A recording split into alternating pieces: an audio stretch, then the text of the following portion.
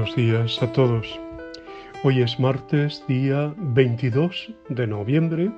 Se celebra la fiesta de Santa Cecilia, patrona de los músicos, y proseguimos en la semana 34 del tiempo ordinario, la semana 34 del tiempo ordinario. Esto nos va a conducir hasta el sábado 26, cuando en la tarde celebremos las primeras vísperas del Adviento y comencemos con la esperanza de recibir al Mesías, de recibir a Jesús, ¿no?, en la Navidad. El Evangelio de hoy, Lucas 21, 5 al 11. Es un evangelio que desarrollamos, que tratamos hace poco tiempo.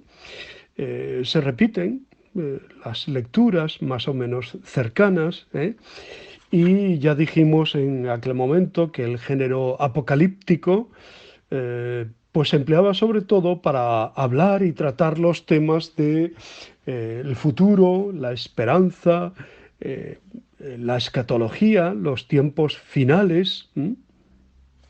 Así que a partir de hoy y hasta el sábado leemos el discurso escatológico de Jesús, el que nos habla de los acontecimientos futuros y los relativos al fin del mundo, lo que es coherente con esta semana, la última semana del año litúrgico, que hemos iniciado con la solemnidad de Jesucristo, Rey del Universo. Escuchamos el segundo lamento de Jesús sobre su ciudad, Jerusalén, anunciando su próxima ruina. Pero Lucas lo cuenta mezclando planos con otros acontecimientos más lejanos, el final de los tiempos. Es difícil deslindar los dos. La perspectiva futura la anuncia Jesús con un lenguaje apocalíptico y misterioso. Guerras, revoluciones, terremotos, epidemias, espantos, grandes signos en el cielo. Pero el final no vendrá enseguida y no hay que hacer caso de los que vayan diciendo soy yo o el momento está cerca. La ruina de Jerusalén ya sucedió en el año 70, cuando las tropas romanas de Vespasiano y Tito, para aplastar una revuelta de los judíos, destruyeron Jerusalén y su famoso templo, y no quedó piedra sobre piedra. Nos hace humildes el ver qué caducas son las instituciones humanas en las que tendemos a depositar nuestra confianza, con los sucesivos desengaños y disgustos. Los judíos estaban orgullosos, y con razón, de la belleza de su capital y de su templo, construido por el rey Herodes, ¿no? Pero estaba próximo su fin. El otro plano, el final de los tiempos, está aún por llegar. No es inminente, pero sí es serio. El mirar hacia el futuro no significa aguarnos la fiesta de nuestra vida, sino hacernos sabios, porque la vida hay que vivirla en plenitud, sí, pero responsablemente, siguiendo el camino que nos ha señalado Dios y que es el que conduce a la plenitud. Lo que nos advierte Jesús es que no seamos crédulos cuando empiecen los anuncios del presunto final. Al cabo de 2000 años, ¿cuántas veces ha sucedido lo que él anticipó de personas que se presentan como mesiánicas y salvadoras o que asustaban con la inminente llegada del fin del mundo? Cuidado con que nadie os engañe, el final no vendrá enseguida. Esta semana y durante también la primera del Adviento, escucharemos repetidamente la invitación a mantenernos vigilantes, que es la verdadera sabiduría. Cada día es volver a empezar la historia, cada día es tiempo de salvación, si estamos atentos a la cercanía y a la venida de Dios a nuestras vidas, ¿no? Así que el género apocalíptico es propio de la cultura hebrea y su intención es la de infundir esperanza, no miedo, mediante el uso de un lenguaje simbólico que no se puede interpretar literalmente, evidentemente. El Evangelio de hoy es un ejemplo de ello. La intención no es ni mucho menos infundir miedo o temor, prediciendo guerras, terremotos, epidemias y hambre, sino todo lo contrario, llamarnos a la esperanza porque Él nos espera al final de la historia, cuando no quede piedra sobre piedra y al final de nuestra historia personal. No tengáis pánico, nos dice Jesús. Y es que, ¿en qué periodo de la historia no ha habido catástrofes y conflictos? Vivamos con gozo nuestra llamada a la vida eterna en medio de un mundo que en lo material tiene los días contados. Y así es, ¿no? Decíamos al comienzo que hoy la Iglesia celebra la memoria de Santa Cecilia. ¿eh? Según el martirologio de San Jerónimo, fue una noble romana convertida al cristianismo y martirizada por su fe en una fecha no determinada entre los años 180 y 230. Los católicos, o la Iglesia Católica, la celebra incluso en una de las plegarias eucarísticas, en la plegaria eucarística primera se le nombra, ¿no? Y la Iglesia Católica la declara patrona de la música, de los poetas y de muchos municipios. Generalmente se le representa sentada al órgano o con algún instrumento musical en sus manos.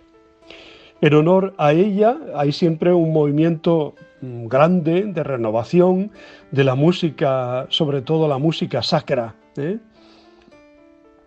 Aunque las noticias o la referencia histórica que tenemos de Santa Cecilia, pues no es del todo cierta, ¿no? Está mezclado con la leyenda, como muchas veces ocurre con los martirios de esta época, ¿no? La referencia más antigua sobre Santa Cecilia se encuentra en el martirologio de San Jerónimo, lo que indica que en el siglo IV la Iglesia romana ya le conmemoraba. En este martirologio el autor menciona su nombre el 11 de agosto, que es la fiesta del mártir Tiburcio. Pero evidentemente se trata de una adición equivocada y tardía, debido al hecho de que este Tiburcio, que fue enterrado en la vía Lavicana, fue identificado erróneamente con Tiburcio, el cuñado de Cecilia, mencionado en las actas de Santa Cecilia. En el mismo martirologio se la menciona el 16 de septiembre, con una nota topográfica. En la vía Apia de la ciudad de Roma nació y murió Santa Cecilia Virgen. El 16 de septiembre podría ser el día del entierro de la mártir.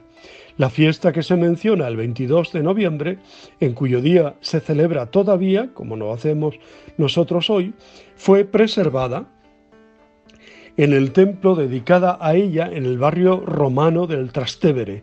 Por consiguiente, su origen probablemente se remonta a esta iglesia. Bueno, ya digo que está todo muy, muy liado, ¿no? Incluso en las propias actas de Santa Cecilia, ¿no? Y luego, pues, también la posible explicación que se da del el patronazgo sobre la música, ¿no? La reputación artística de Cecilia fue probablemente el resultado de una mala traducción de las actas de Santa Cecilia. En ella, la palabra latina organis, en el plural de organum, que significa instrumento musical, y se tradujo como órgano, el instrumento musical. Entonces la frase, mientras sonaban los instrumentos musicales, ella le decía al Señor, se volvió a ella, cantaba y se acompañaba con un órgano musical. Y así Cecilia se volvió patrona de la música. Y a partir del siglo XV, en el ámbito del gótico cortés, se empezó a pintar a la santa cargando un pequeño órgano portátil y otros instrumentos también de música, como un clavicémbalo, un laúd, etc., ¿no? En realidad, los códices más antiguos no dicen canentibus como sinónimo de cantabimus, sino cadentibus organis, Cecilia Virgo, Los órganos no serían instrumentos musicales, sino instrumentos incandescentes, en ese sentido, instrumentos de tortura. Y la antífona describía que Cecilia, entre las herramientas candentes, cantaba a su único Señor en el corazón. La antífona no se refería al banquete nupcial, sino más bien al momento del martirio. Bueno, sea como fuere, lo cierto es que, Santa Cecilia es considerada patrona de la música, de los músicos, de los poetas. Así que muchas felicidades a todas las que celebran hoy su santo, Cecilia, ¿no? Y también a los músicos en general, músicos y poetas que la tienen como patrona. Muchas felicidades. Os deseo muy buen día, os abrazo y os bendigo en el nombre del Padre, del Hijo y del Espíritu Santo. Os quiero.